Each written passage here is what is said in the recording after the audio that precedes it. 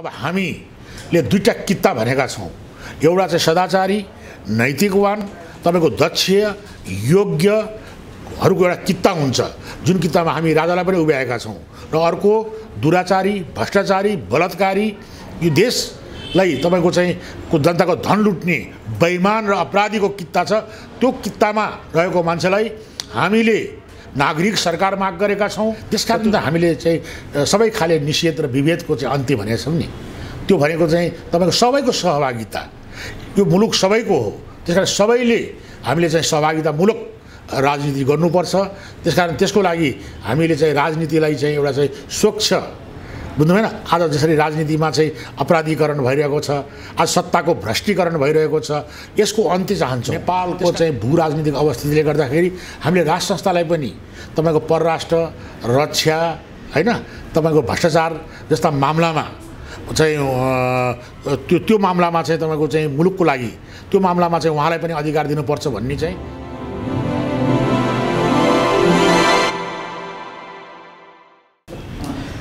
नमस्कार, जागरण अनलाइन टेलिभिजनको अर्को यो नयाँ श्रृङ्खलामा यहाँहरूलाई स्वागत गर्दछु। म कार्यक्रम प्रस्तुता प्रेम ओली। नेपाली राजनीतिलाई पछिल्लो समयमा हेर्ने हो भने प्रधानमन्त्रीले चालेको असंवैधानिक कदम संसद विघटनको विषयलाई लिएर सम्पूर्ण नेपाली राजनीति नै आज तहस नहस भएको छ। ठुलै तरङ्ग पैदा भएको छ। आज सिङ्गो नेकपा दुई कित्तामा बाडिएको छ। प्रधानमन्त्रीको विषयमा साराका सारा नेपाली जनता र प्रतिपक्षीय दलदेखि लाएर त्यही नेकपाभित्रकै शीर्ष स्तरका नेताहरू समेतले पनि आलोचना गरिरहेका छन्, टीका टिप्पणी गरिरहेका छन् र देशका कैयन ठाउँमा प्रधानमन्त्रीको पुतला समेत बनाएर जलाउने काम भइरहेको छ। यी र यस्तै विषयलाई केन्द्रमा राखेर आज हामीले तपाईँको माझमा बहस गर्नेछौँ। आज बहसको लागि हुनुहुनेछ हाम्रो माझमा पुनरुत्थानवादी शक्ति नेपालका प्रमुख नेता शेखरजङ रायमाझी। यहाँलाई कार्यक्रममा स्वागत गर्दछु। धन्यवाद सर। प्रधानमन्त्री केपी शर्मा ओली कस्तो प्रधानमन्त्री तपाईँको विचारमा कस्तो लाग्छ? प्रश्नको लागि धन्यवाद छ ओलीजी। कि यतिखेर प्रधानमन्त्रीले संसद विघटन सिफारिस गरेर राष्ट्रपतिले निर्वाचनको घोषणा गरेको अवस्था छ। तर नेपालको जो अहिले वर्तमान नेपालको संविधान छ 2072 सालको संविधान, यो संविधानले यस संविधानमा कुनै पनि प्रधानमन्त्रीले निर्वाचन यो अवस्थामा गर्न सक्ने कुनै पनि कानुनी प्रावधान छैन, कुनै पनि धारामा छैन। भनेपछि उहाँले असंवैधानिक ढङ्गले संसद विघटन गर्नुभएको छ। यसमा दुई मात्रै छैन, असंवैधानिक ढङ्गले गर्नुभएको छ।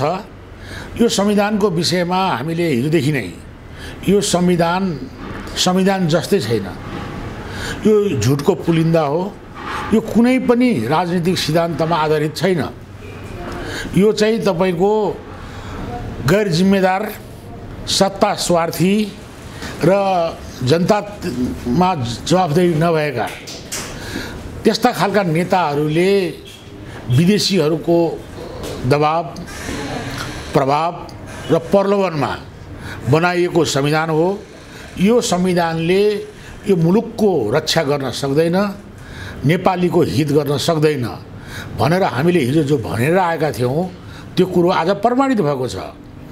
यतिखेर खड्गप्रसाद ओली, प्रचण्ड, बाबुराम, तपाईँको शेरबहादुर यी नेताहरू 2062 सालमा जो दिल्लीमा गएर 12 बुँदे नामको एउटा सहमति गरे, त्यो सहमतिले नेपालको शक्ति केन्द्र हाम्रो देशको मामलाको निर्णय गर्ने हामी आफैमा जो हैसियत थियो त्यो यिनीहरूले दिल्लीमा लगेर बुझाएका थिए र त्यो दिल्लीमा त्यो हैसियत बुझाएपछि यिनीहरू चाहिँ दलाल दासका रूपमा देखा परे र यी दास र दलालको यतिखेर आफ्नो स्वार्थ नमिलेको अवस्थामा यिनीहरू एक आपसमा द्वन्द्वात्मक अवस्थामा छन् र एक आपसमा घृणा गरिरहेका छन् र त्यसैको तपाईको चाहिँ जनसमक्ष यिनका चाहिँ सक्कली अनुहार, जो हामी नाङ्गो अनुहार, कुकृत्य विकृत अनुहार भन्छौँ नि, त्यो अनुहार आज जनतामा देखा परिरहेको छ। प्रधानमन्त्रीले चालेको यो असंवैधानिक कदम तपाईँ आफैले भनिहाल्नुभयो, यो असंवैधानिक कदम चालिसकेपछि, संसद विघटन गरिसकेपछि राजावादीहरूको घट्दो आन्दोलन भइरहेको छ अथवा भनौँ न केपी शर्मा ओलीको यो कदमलाई राजावादीहरूले राज संस्थाको माग गर्नेहरूले धेरै नै समर्थन गरिरहेको छ नि, तपाईँले यसलाई कसरी बुझ्नुहुन्छ? हामीले यो कदमको समर्थन चाहिँ गरेका छैनौँ। हामीले कोही पनि हाम्रो चाहिँ राजतन्त्रको पक्षधर जो हामी आफूलाई नागरिक तन्त्रको पक्षधर पनि भन्छौँ, हामी कसैले पनि समर्थन गरेको छैन। हो, तुलनात्मक रूपमा बाबुराम प्रचण्ड शेरबहादुरहरूभन्दा तुलनात्मक रूपमा खड्गप्रसाद ओलीका क्रियाकलापहरू राष्ट्र बचाउने पक्षमा केही छन्, नभएका होइनन्। हामी खालि विरोधको लागि विरोध मात्रै गर्दैनौँ। यतिखेर तपाईँको देशमा सिमानाहरू हाम्रा मिचिएका छन्, कोरोनाको महामारीको सङ्क्रमण छ। तपाईँको चाहिँ यो बेलामा सत्तामा जुन किसिमको सत्ताको लडाइँ भयो नि, त्यो लडाइँ चाहिँ एउटा जनावरहरू कुकुर बिरालोको जस्तो लडाइँ थियो। जब सिनो हड्डीमाथि जसरी कुकुरहरू लड्छन् नि, त्यो अवस्थाको लडाइँ चाहिँ हाम्रो अगाडि देखा परेको थियो। र त्यो लडाइँलाई चाहिँ तपाईँको प्रधानमन्त्रीले यो रूपमा तपाईँको यो कदम चालेर, यो जो निर्वाचनको कदम चालेर जनतामा ताजा जनादेशको लागि जाने भनेर भन्नुभएको छ। हुन त संसदीय व्यवस्थाको यो ठुलो नर्म्स हो, प्रधानमन्त्रीलाई ताजा जनादेशमा जाने जो अधिकार हुन्छ त्यो संसदीय व्यवस्थाको नर्म्स हो। तर यो संविधान चाहिँ संसदीय व्यवस्था अनुसार छैन, जनतालाई झुक्क्याउनको लागि मात्रै संसदीय व्यवस्था भनिएको छ। यो संविधान यति विकृत छ, यति गलत ढङ्गले बनाइएको छ, यसले न यो मुलुकको हित गर्छ, न नेपालीको हित गर्छ, न राष्ट्रिय स्वार्थको परिपूर्ति गर्छ। यसले त यो देशलाई डुबाउँछ, यो देशलाई खाल्डोमा हाल्छ। त्यसकारण त्यसैको परिणामस्वरूप यो देखिएको छ र हामीले समर्थन गरेका छैनौँ। हामीले के चाहिँ भनिरहेका छौँ भनेदेखि जुन किसिमले तपाईँहरू असफल हुनुभयो, गणतन्त्र यो मुलुकमा असफल भयो। गणतन्त्र र प्रजातन्त्र एउटै कुरा होइन। यो मुलुकमा प्रजातन्त्र चाहिन्छ, तर तपाईँहरूले ल्याए जस्तो लुटतन्त्र होइन। डेमोक्रेसीको एउटा चाहिँ नर्म्स हुन्छ, बुझ्नुभयो?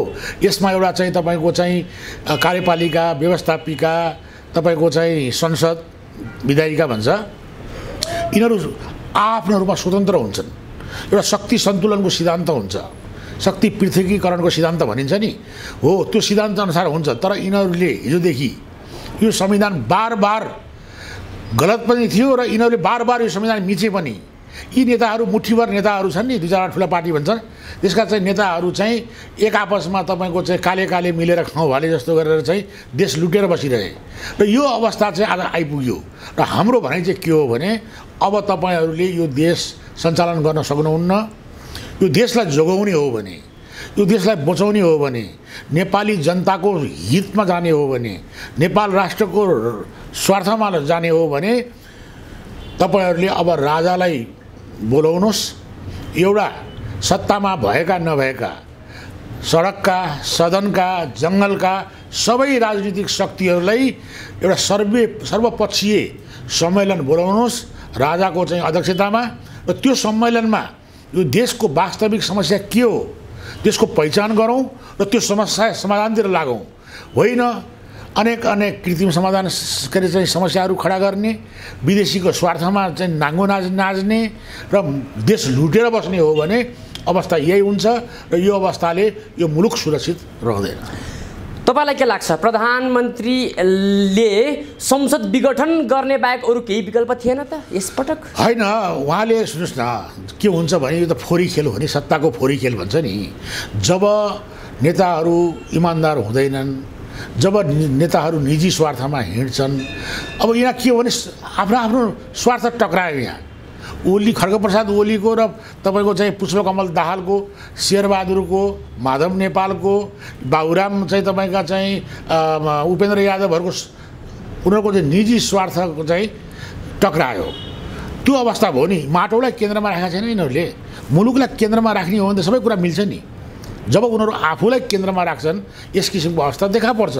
र यसको समाधान भनेको अब चाहिँ यति विकराल अवस्था आइसक्यो, यति विकृतिपूर्ण अवस्था आइसक्यो, यसको समाधान भनेको एउटै टेबलमा सर्वपक्षीय सम्मेलन नै हो, जहाँ राजालाई अध्यक्षता गराउने र त्यो टेबलमा हामी जस्तो पुनर्संवादी शक्ति जो यो संविधानमा अटाएका छैनौँ, हामीलाई निषेध गरिएको छ, बुझ्नुभयो? त्यो सबै शक्तिहरूलाई, राजनीतिक शक्तिहरूलाई चाहिँ एउटा टेबलमा राखेर हामीले हल गर्नुपर्छ। योभन्दा अर्को विकल्प म देख्दिनँ।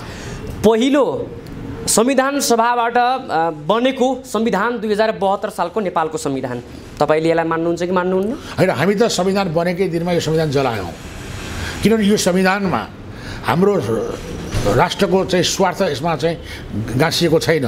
हाम्रा पुर्खाहरूले हिजो जो सकारात्मक देन दिए, यो मुलुक निर्माण गरे, बडा महाराज पृथ्वीनारायण शाहले, त्यहाँ पृथ्वीनारायण शाह अटेका छैनन्, त्यहाँ हाम्रा शहीदहरू अटेका छैनन्, त्यहाँ हाम्रा विभूतिहरू अटेका छैनन्। हाम्रो इतिहास जो गौरवमय इतिहास थियो, यो मुलुकको स्वाभिमान त्यहाँ अटाएको छैन। त्यहाँ त त्यही दिल्लीमा बसेर तपाईँको चाहिँ 17,000 नेपालीको मारेर एउटा चाहिँ जुन एउटा चाहिँ विदेशीको परिचालनमा जुन एउटा चाहिँ सुरुङ युद्ध भन्दै नेपाली जनताको चाहिँ रगतको आहाल बनाइयो नि, हो त्यसमा गौरव गरेको छ। त्यहाँ न त्यहाँ बुद्ध अटेका छन्, न त्यहाँ पृथ्वीनारायण शाह अटेका छन्, न त्यहाँ तपाईँका चाहिँ हाम्रा पुर्खाहरूका चाहिँ सकारात्मक देन अटेका छन्। पुरा कुल्चिएको छ नेपालको इतिहासलाई, बुझ्नुभयो? र दुनियाँको कुनै पनि सिद्धान्तको चाहिँ अनुसारको यो संविधान छैन। यो संविधान त आफ्नो आफ्नो स्वार्थ र विदेशीको स्वार्थ लाद्नको लागि गरिएको छ। आज यो मुलुकमा 94% हामी ओमकार परिवारका छौँ। हिन्दू धर्म, बुद्ध धर्म, किराँत धर्म, तपाईँको चाहिँ प्रकृति पूजक, यी त हाम्रा माटाका धर्महरू हुन् नि। यहाँ हाम्रा आफ्ना धर्महरू हुन् नि। त हो, यसको चाहिँ सट्टामा धर्मनिरपेक्षता जस्तो, बुझ्नुभयो, इसाईकरण गर्ने एजेन्डा यहाँ ल्याइएको छ। किनभने हिजो यिनीहरूले जो जनयुद्ध तथाकथित जनयुद्ध भन्थे नि, हो त्यसमा उनीहरूले पश्चिमाको पैसा, क्रिस्चियनको पैसा खेलाएका थिए। होली वाइनको डाङ्गो नाच तपाईँ हाम्रो अगाडि देखियो नि, होइन? त्यसरी हाम्रो आफ्नो तपाईँको धर्म, आफ्नो संस्कार, संस्कृति, आफ्ना मूल्य मान्यता, हाम्रो मौलिकता हो, यो माथि प्रहार भएको छ। त हामी आफूलाई नाच्ने, यो मुलुकलाई नाच्ने, नेपालीलाई नाच्ने संविधान पनि हाम्रो संविधान हुन्छ। र त्यसकारण यो संविधान चाहिँ हामीले हिजै जलाएका छौँ। हामी विद्रोही शक्ति हौँ र हामी यो संविधानलाई विस्थापन गरेरै छोड्छौँ। त्यो उद्देश्य लिएर हामी हिँडिरहेका छौँ। प्रधानमन्त्री केपी शर्मा ओलीको अबको कदम कस्तो होला? प्रधानमन्त्री त अझै तपाईँको चाहिँ हिटलरी शैलीमा गइरहेका छन्। अझै उनी त प्रदेश सभाहरू पनि भङ्ग गर्ने मनस्थितिमा पुगेका छन्। र उनी आफै पनि तपाईँको चाहिँ एउटा चाहिँ महाका भ्रष्टाचारी हुन्। हिजो चाहिँ तेह्रथुमको एउटा बुकुरे घरमा जन्मेका ओली जिन्दगीमा न कुनै व्यवसाय गरे, न उद्यम गरे, न व्यापार गरे, न नोकरी खाए, न जागिर खाए। आज लोकन्थलीका यी दरबारहरू, दमकका ती दरबारहरू, उहाँका अरबौँका चाहिँ जो सम्पत्तिहरू छन्, यो सम्पत्तिहरू नै एउटा चाहिँ भ्रष्टाचारबाट तपाईँको चाहिँ आर्जन गरेको सम्पत्ति हो। उनी आफै भ्रष्टाचार छन्। र उनीका दायाँ बायाँ चाहिँ उनका महासचिव विष्णु पौडेल तपाईँको चाहिँ बालुवाटार जग्गा प्रकरणका चाहिँ सरगनाका माफिया सरगनाका नायकको रूपमा देखा परेको छ। यदि यो देशमा नैतिकवान सरकार हुन्थ्यो भने आज विष्णु पौडेलहरू जेलमा हुन्थे, आज ओलीहरू जेलमा हुन्थे। त्यसकारण यी लुटेराहरूले चलाएको यो लुटतन्त्र हो। त्यसकारण उनको जो तपाईँको विकृत जो अनुहार छ, उनको जुन एउटा चाहिँ तपाईँको चाहिँ एउटा गलत प्रवृत्ति छ नि, त्यो प्रवृत्तिको पराकाष्ठ नागेको छ अवस्था हो। र उनले त्यो किसिमले गइरहेका छन्। भनेदेखि तपाईँको प्रतिपक्षको काङ्ग्रेस पनि त्यस्तै भ्रष्टाचारको आहालमा डुबेर डुङडुङ्ती गराएको शेरबहादुर देउवा, तपाईँको चाहिँ सुजाता कोइराला, तपाईँका चाहिँ काङ्ग्रेसका तपाईँको धेरै हेर्नुहुन्छ नि बदनाम अनुहारहरू छन् त्यहाँभित्र। ती चेहराहरू चाहिँ उनीहरूको आफ्नो बदनामी, आफ्नो चाहिँ भ्रष्टाचार ढाकछोप गर्नलाई भित्रभित्रै तपाईँको ओलीसँग मिलेको अवस्था छ। यसरी आज चाहिँ नेपाली जनतालाई तपाईँको चाहिँ बिलखबन्दमा पारेर हिजो चाहिँ अभिभावकीय दायित्व निर्वाह गर्नुपर्ने मान्छेहरू जनताकै धन लुटेर तपाईँको चाहिँ एउटा चाहिँ एकदमै विकृत चेहरा, एउटा चाहिँ तपाईँको चाहिँ अपराधीको रूपमा, बेइमानका रूपमा देखा परेका हुनाले आज चाहिँ जनता कमजोर भएको अवस्था छ। त्यसकारण हामी देशभक्त, राष्ट्रवादी र कङ्ग्रेसकै पनि, कम्युनिस्टकै पनि जो इमान्दार छन्, नैतिकवान छन्, जसले माटोलाई माया गर्छन्, त्यो सबै शक्तिहरू चाहिँ एक ठाउँमा आएर राष्ट्रिय झन्डाको मुनि आएर गोलबद्ध हुनुपर्ने आजको आवश्यकता छ। र त्यसको लागि हामी चाहिँ भरमद्दुर प्रयास गरिरहेका छौँ। आज हामीले देशको हरेक कुनामा राष्ट्रिय झन्डा फरफराइरहेका छौँ र हामीले चाहिँ अब यो अदालतको चाहिँ हामीले प्रक्रियालाई पर्खिरहेका छौँ। यदि अदालतले तपाईँको पनि गैर कानुनी गैर संवैधानिक अवैधानिक क्रियाकलाप गर्छन् भने प्रधान न्यायाधीशलाई हामीले निहालिरहेका छौँ र उनका कर्तुतहरू उनको पनि कर्तुतहरू थुप्रै छन्। उनी हिजो विशेष अदालतका चाहिँ न्यायाधीश हुँदाखेरि जुन तपाईँको चाहिँ भ्रष्टाचारीहरूको मामलामा त्यसपछि गएर अहिले हालै तपाईँको डिआइजी चाहिँ रञ्जनराज खनाल होइन को मामलामा उनका धेरै कर्तुतहरू आइरहेका छन्। यी सबै चिजलाई हामीले निहालिरहेको अवस्था हो। प्रधानमन्त्री र राष्ट्रपतिको हालको राष्ट्रपतिको सम्बन्धलाई हेर्ने हो भने मान्छेले अहिले चाहिँ साराका सारा नेपाली जनताहरूले विभिन्न विश्लेषकहरूले राष्ट्रपतिलाई नेकपाको कारिन्दा भनेर ट्याग लगाएका छन्। तपाईँले यसलाई कसरी बुझ्नुहुन्छ? हो, एकदम राम्रो प्रश्न गर्नुभयो, ठिक भन्नुभयो। उनी नेकपाको कारिन्दा मात्रै होइन, उनी खड्ग प्रसाद ओलीको कारिन्दाको रूपमा देखा परेका छिन्। उनी एउटा चाहिँ तपाईँको चाहिँ नेपाली जनताको साझा भावना होइन, एउटा केन्द्रमा साझा भावनाको रूपमा चाहिँ स्थापित हुनुपर्ने राष्ट्रपति संस्थालाई आज तपाईँको चाहिँ एउटा व्यक्ति एउटा गुट को चाहिँ तपाईँको चाहिँ इन्ट्रेस्टमा काम गर्ने कारिन्दाको रूपमा देखा परेकी छिन् र राष्ट्रपति भवनलाई नेकपा खड्ग प्रसाद ओली एन्ड कम्पनीको रूपमा डेभलप गरेकी छिन् र उनी चाहिँ तपाईँको चाहिँ उनी आफै पनि एउटा चाहिँ तपाईँको गलत चाहिँ चरित्र भनेर चाहिँ तपाईँको बदनाम छिन् होइन। र त्यस किसिमको मान्छेबाट यो देशको सत्तामा हिजो चाहिँ यस्ता तपाईँका चाहिँ अयोग्य चरित्रहीन मान्छेहरू पुग्नु दुर्भाग्यपूर्ण छ। यसले मुलुकको साख गुमेको छ। आज नेपालीहरूलाई साह्रै दुखित बनाएको अवस्था हो।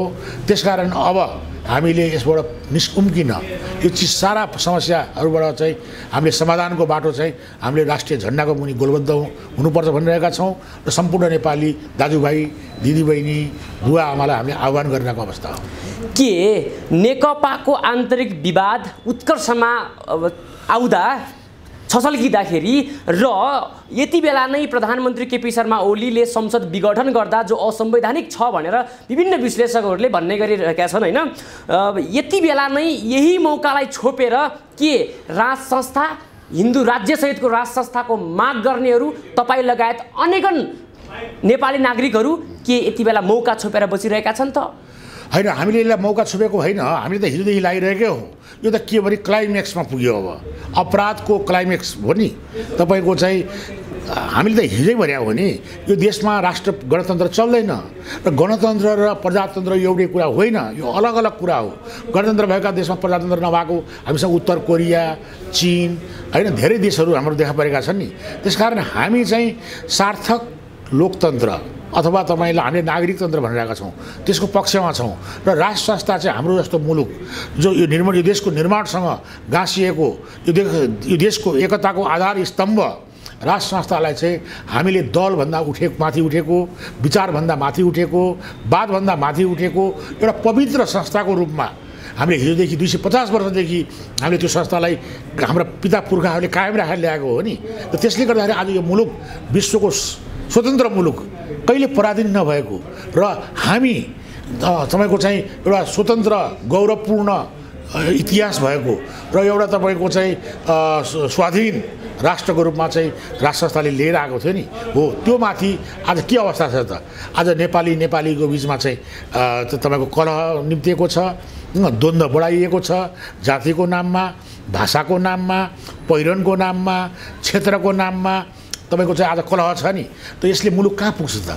होइन, आपसमा लडेर घृणा फैलाएर द्वन्द्व गरेर त समृद्धि आउँदैन नि। समृद्धिको पहिलो शर्त हो शान्ति, बुझ्नु भएन? त्यसकारण हामी शान्तिका पक्षमा छौँ, शान्तिका पक्षधर हौँ र हामी कसैलाई पनि निषेध र विभेद चाहँदैनौँ। हामी सबै खाले विभेदको अन्त्य र एक आपसमा निषेधको अन्त्य चाहन्छौँ। यो मुलुकमा धेरै वर्षदेखि एकले अर्कालाई निषेध गर्ने चलन आयो, अब त्यो चलनको अन्त्य गर्न हामी चाहन्छौँ। त्यसको लागि राज संस्थालाई पुनर्स्थापित गरेर हामी आज चाहिँ दुनियाँको सबभन्दा सभ्य, सुसंस्कृत, समृद्ध मुलुकका जनताले जो नागरिक अधिकार पाएका छन् त्यो नागरिक अधिकार चाहिँ नेपाली जनतालाई पनि दिलाउँछौँ र हामी आवधिक निर्वाचन, अभिव्यक्तिका स्वतन्त्रता, मानव अधिकार, मौलिक हक जस्ता यावत जनताका चाहिँ अधिकारहरू हामी दिलाएर छोड्छौँ र हामी न्यायपालिका, व्यवस्थापिका कार्यपालिकालाई शक्ति पृथकीकरणको सिद्धान्त अनुसार स्वतन्त्र रूपमा चाहिँ हामी राख्छौँ र राज्य संयन्त्रहरू अख्तियार निर्वाचन आयोग लोकसेवा आयोग जस्ता चाहिँ तपाईको चाहिँ राज्य संयन्त्रहरूलाई स्वतन्त्र रूपमा निष्पक्ष रूपमा काम गर्ने वातावरण दिलाउँछौँ र सबभन्दा ठुलो कुरो चाहिँ यतिखेर चाहिँ हाम्रो बिचमा चाहिँ के भइरहेको छ भन्नुला भने नैतिकताको सङ्कट छ। नेताहरूको चरित्र नेताहरूको तपाईको कार्यव्यवहार नै दोषपूर्ण रह्यो। त्यसकारण अब हामीले दुईटा कित्ता भनेका छौँ। एउटा चाहिँ सदाचारी नैतिकवान तपाईको दक्ष योग्यहरूको एउटा कित्ता हुन्छ जुन कित्तामा हामी राजालाई पनि उभ्याएका छौँ र अर्को दुराचारी भ्रष्टाचारी बलात्कारी यो देशलाई तपाईको चाहिँ जनताको धन लुट्ने बेइमान र अपराधीको कित्ता छ। त्यो कित्तामा रहेको मान्छेलाई हामीले नागरिक सरकार माग गरेका छौँ र त्यो नागरिक सरकारले निष्पक्ष स्वतन्त्र नागरिक आयोग गठन गर्छ र त्यसले यी बेइमानहरूको तपाईको चाहे त्यो राजनीतिक लाभका पोस्टमा बसेका होस् चाहे त्यो प्रशासनिक पोस्टमा बसेका होस् चाहे ती काला व्यापारी हुन् जसले धन लुटे तिनलाई एक एक गरेर तिनका अपराधहरूको चाहिँ छानबिन तपाईको चाहिँ जाँचबुझ गरिनेछ र जो बेइमानी र अपराध गरेर कमाएका धन छ त्यसलाई राज्यले जनताकै राज्य कोषमा फिर्ता ल्याउनेछ र त्यो रकमलाई नेपालको शिक्षा गुणस्तरीय शिक्षा सर्वसुलभ शिक्षा स्वास्थ्य र जनताको रोजगारीको लागि हामी खर्च गर्ने हामीले एउटा चाहिँ प्रतिबद्धता जाहेर गरेका छौँ र त्यो काम हामी गर्छौँ र त्यसको लागि अब हामी सम्पूर्ण देशभक्त राष्ट्रवादी प्रजातान्त्रिक वामपन्थी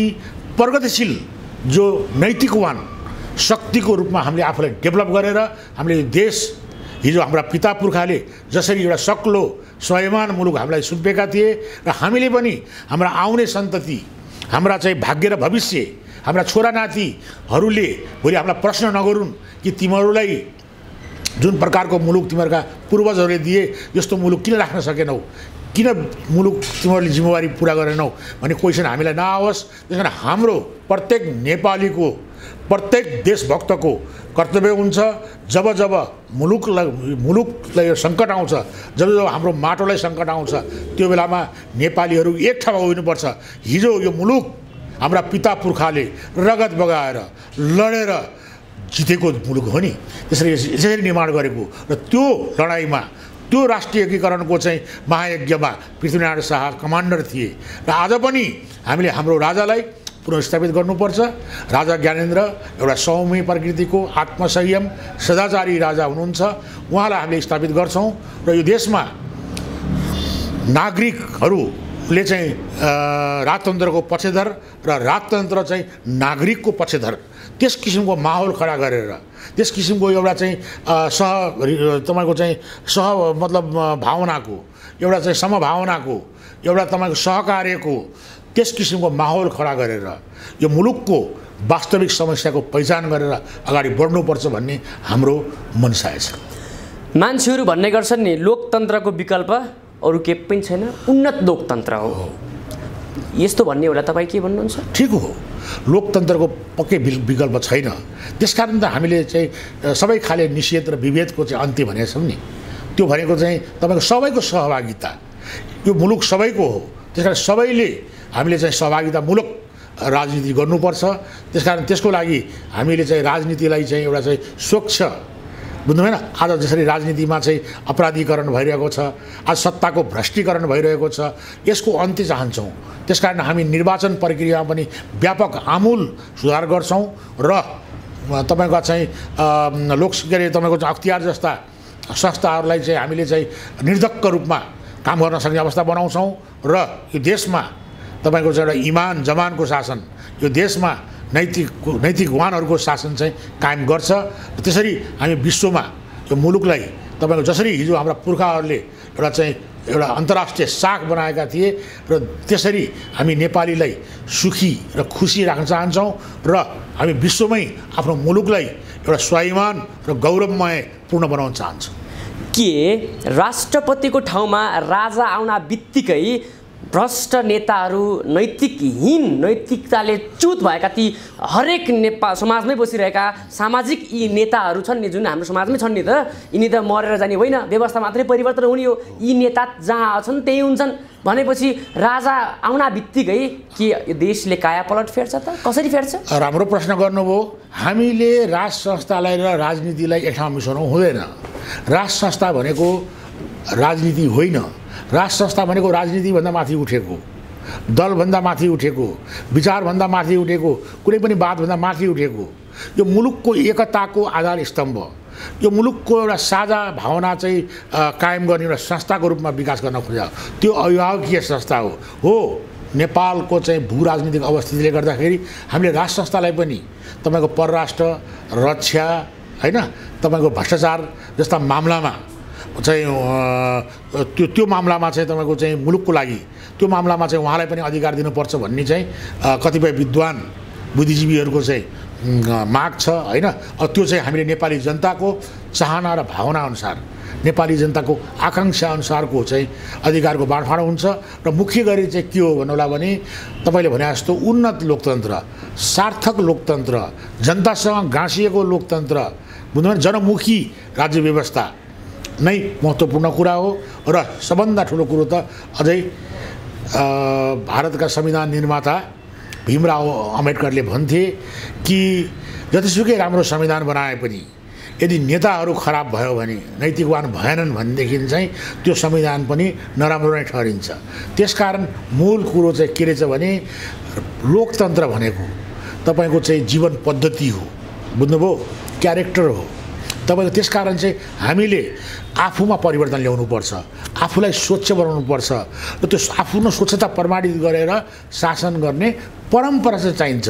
त्यसकारण अब सत्तामा यस प्रकारको लुटाहरू, बेइमानहरू, अपराधीहरू नपुगुन् भन्नको लागि एउटा राम्रो तपाईँको चाहिँ लोकतान्त्रिक व्यवस्था चाहिँ को पक्षमा हामी छौँ। त्यसकारण हामीले भनेको चाहिँ हामीलाई जो तपाईँले आशंका बार प्रकट गरिरहनु भएको छ, होइन, हामी आज 21औं शताब्दीको चुनौतीलाई स्वीकार गरेर आजको चाहिँ दुनियाँको सबभन्दा अहिलेसम्मको अनुभवहरूमा, दुनियाँको अनुभवहरूमा त्यसलाई केलाएर सबभन्दा उत्तम अवस्था के हुनसक्छ त्यो लोकतन्त्रको पूर्ण लोकतन्त्र भन्नुहोस्, होइन, पूर्ण चाहिँ होल डेमोक्रेसी भन्नुहोस् न, त्यो भएको व्यवस्थाको पक्षमा हामी छौँ।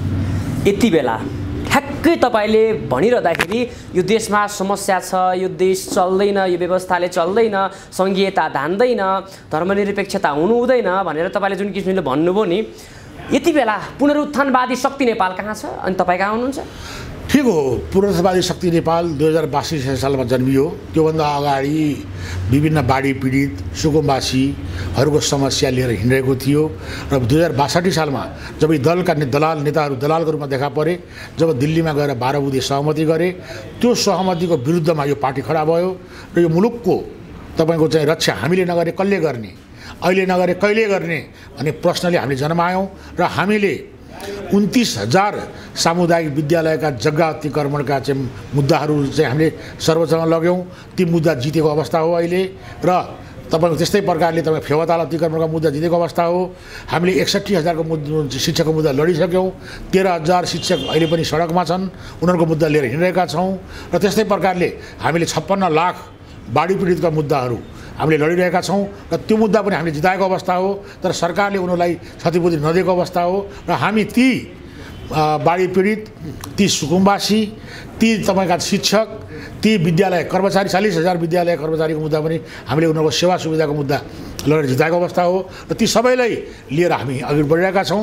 र देशभित्रका जति पनि राष्ट्रवादी, देशभक्त, प्रजातान्त्रिक, वामपन्थी जो यो मुलुकलाई केन्द्रमा राखेर सोच्छ, त्यसपछिका तपाईँका जो देशका चाहिँ इमान्दार व्यक्तित्वहरू हुनुहुन्छ उहाँहरूलाई लिएर हामी अगाडि बढेका छौँ। र आज मेचीदेखि महाकालीसम्म एउटै नारा चाहिँ घन्किरहेको छ कि हामीले चाहिँ नागरिक सरकार चाहियो र राजासहितको प्रजातन्त्र, नागरिक तन्त्र सहितको राज संस्था, भन्ने चाहिँ हामीले शब्दावली हामीले चाहिँ जनसमक्ष लगिरहेका छौँ र हामीलाई अपार जनसमर्थन प्राप्त भइरहेको छ।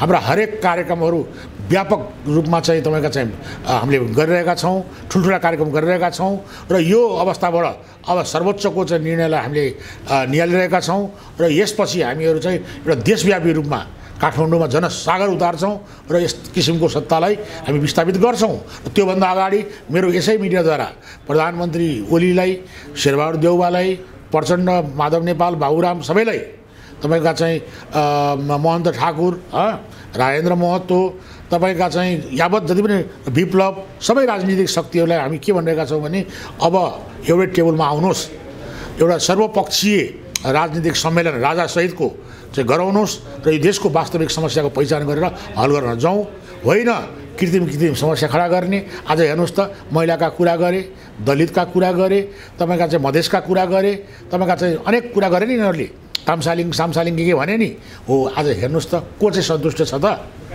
आज महिलाहरू चाहिँ 33% उनीहरूको चाहिँ पार्टीमा राखिएको छैन। सरकारमा हेर्नुहोस् त्यहाँ 33% महिला छैन, न महिलाको अधिकार पुरा गरेका छन्।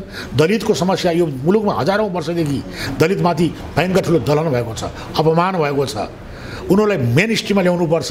त्यसको लागि जुनसुकै प्रकारको कडाभन्दा कडा कानुन बनाएर त्यसमा राज्यले चाहिँ आफ्नो पुरा संयन्त्र चाहिँ प्रयोग गरेर यो देशमा बुझ्नुभयो मान्छे मानव बिचको जो अमानवीय चाहिँ तपाईँको चाहिँ एउटा चाहिँ हत्कण्डाहरू भइरहेका छन् नि त्यसलाई यो 21औं शताब्दीको चुनौती अनुसार त्यसलाई समान अधिकार, समान तपाईँको चाहिँ हैसियत र समान स्वाभिमानको रूपमा विकास गर्नुपर्ने आजको मूल दायित्व हो। र यस्ता किसिमका देशका वास्तविक समस्याहरूको समाधानको लागि चाहिँ हामी सबैलाई अनुरोध गरिरहेका छौँ र प्रधानमन्त्रीलाई यथाशीघ्र तपाईँको गोलमेज सम्मेलनको माग गरिरहेका छौँ। गर्दैन भने नेपाली जनताले को धैर्यको बाँध टुटिसकेको छ। हामी सबैजना सडकमा आउँदैछौँ र सडकबाटै यस किसिमको तपाईँको दुराचारी, भ्रष्टाचारी, यस किसिमको चाहिँ बेइमान अपराधी सत्तालाई हामी विस्थापित गर्छौँ। यो हाम्रो वचन, हाम्रो प्रतिबद्धता। यही मिडियाबाट भनिदिनुहोस् कि देश विदेशदेखि हेरिरहेका सम्पूर्ण दर्शकहरूलाई कहिले यो बात कहिले उ बात भनेर राजनीतिक दलका नेताहरूले विभिन्न किसिमका राजनीतिक एजेन्डाहरू बोकेर ल्याएर नेपाली जनतामाथि थुपार्दिने, अनि कहिले राजावादीले थुपार्दिने, कहिले गणतन्त्रवादीले थुपार्दिने, देशको विकास गर्दै नगर्ने, जनतालाई शहीद बनाउने, अपाङ्गको घाउ बोकाएर जीवनमा कहाली लाग्दो जिन्दगी जिउनुपर्ने खालका ती पीडाको जिन्दगी जिरहेका नेपाली नागरिकलाई तपाईँले कि यो बात कि उबाद भनेर लाग्नेहरूलाई तपाईँले के भन्नुहुन्छ मिडियाबाट भनिदिनुहोस् अन्तिममा। नमस्कार सम्पूर्ण दिदीबहिनी, दाजुभाइ, बुवा आमा, देशमा विदेशमा रहनुभएका सम्पूर्णलाई मेरो सबभन्दा ठुलो अनुरोध के छ भने हामी नेपालीहरू तपाईँको चाहिँ हामी कहाँ जो काङ्ग्रेस छ त्यो काङ्ग्रेस जस्तो भएन, जो कम्युनिस्ट छ त्यो कम्युनिस्ट जस्तो भएन, तपाईँको हामी नेपालीहरू नेपाली जस्ता भएनौँ। यो हाम्रो दुःखद पक्ष हो। त्यसकारण अब हामीले तपाईँको वादभन्दा माथि उठेर हामीले चाहिँ यी सबै यावत वादभन्दा नेपालवाद नै सर्वोत्तम हुन्छ। त्यसकारण नेपालवाद तपाईँको नेपालको चाहिँ मूल्य मान्यता सहितको प्रजातन्त्र र तपाईँको चाहिँ एउटा के छ भन्नु भने एउटा देशभक्तिपूर्ण भावना जागृत गर्नको लागि सम्पूर्ण एक ठाउँमा आउनुपर्छ। यतिखेर राष्ट्रिय झन्डा बोक्ने समय आएको छ। सबै दाजुभाइले राष्ट्रिय झन्डामा गोलबद्ध भएर एकचोटि यो मुलुकको लागि अन्तिम लडाइँ लड्नको लागि मेरो अनुरोध छ, जसको हामीले अब निकट भविष्यमै हामी तोक्दैछौँ। हाम्रा कार्यक्रमहरू आइरहेका छन् र त्यो कार्यक्रममा सबैले सहयोग पुर्याएर हामीले साझा भावना, समभावना, सहकार्य तपाईँको चाहिँ होइन जनसहभागिता जुटाएर हामीले चाहिँ हाम्रो मुलुकलाई आज चाहिँ विश्वमै अगाडि लानु छ। यो महायज्ञको लागि सबैले साथ दिन मेरो विनम्र अनुरोध छ। हवस् त, महत्त्वपूर्ण अमूल्य समय र संवादको लागि यहाँलाई धेरै धेरै धन्यवाद। यहाँहरूले पनि हामीहरूको आवाज जनसमक्ष लानु भइरहेको छ र आवाजविहीनको आवाज पनि बोकेर हिँड्नु भएको छ।